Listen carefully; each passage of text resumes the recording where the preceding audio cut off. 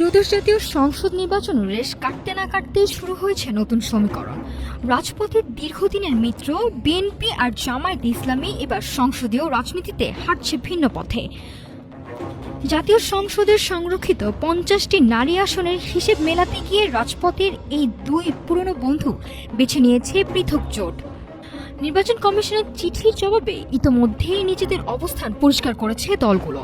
BNP জানিয়েছে তারা থাকছে 208 জন নির্বাচিত সংসদ সদস্যের এক শক্তিশালী জোটে। তাদের সাথে হাত মিলিয়েছে গণ অধিকার পরিষদ, গণসংহতি আন্দোলন এবং বিজেপির 3 সংসদ সদস্য। অর্থাৎ বড় একটি নারী আসনের কোটা একাই নিয়ন্ত্রণ করতে যাচ্ছে রাজপথের প্রধান এই বিরোধী দল। অন্যদিকে জামায়াতে ইসলামীও পিছিয়ে নেই। 68 জন নিজস্ব সংসদ সদস্যের সঙ্গে তারা সঙ্গী হিসেবে পেয়েছে জাতীয় নাগরিক পার্টির 6 জনকে।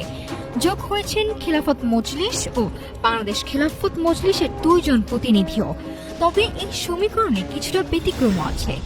দলগত সিদ্ধান্তের বাইরে গিয়ে মাদারীপুর 1 আসন থেকে নির্বাচিত সাইদ উদ্দিন আহমদ হানজলা জানিয়েছেন তিনি থাকছেন একলা চলার নীতিতে। রাজনীতির এই অঙ্কে বাদ নেই স্বতন্ত্ররাও। 7 স্বতন্ত্র প্রার্থীর মধ্যে 6 জন মিলে করছেন আলাদা মোর্চা। তবে ব্যতিক্রমী অবস্থান নিয়েছে ব্রাহ্মণবাড়িয়ার 2 এর সংসদ সদস্য ব্যারিস্টার রুমিন ফারহানা। কোনো জোটে না থেকে নিজের স্বতন্ত্র অস্তিত্ব বজায় রাখার সিদ্ধান্ত জানিয়েছে তিনি। একই পথে হাঁটছেন ইসলামী আন্দোলনের একমাত্র প্রতিনিধি মাওলানা মাহমুদুল হাসান অলিউল্লাহ। এদিকে শুধু সংরক্ষিত আসনে নয়, পুরো নির্বাচনের ইতিহাস ধরে রাখতে কাজ শুরু করেছে কমিশন।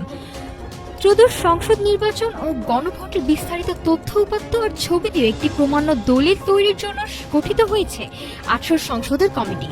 6 এপ্রিলের সূর্য উদয় হলেই জানা যাবে সংরক্ষিত নারী আসনের চূড়ান্ত রূপরেখা। রাজনীতির এই জটিল অঙ্কে শেষ পর্যন্ত সংসদের নারী নেতৃত্বে কারা আসছেন সেদিকে এখন নজর সবার। নাফিসা সামিয়া, ঢাকা টুডে।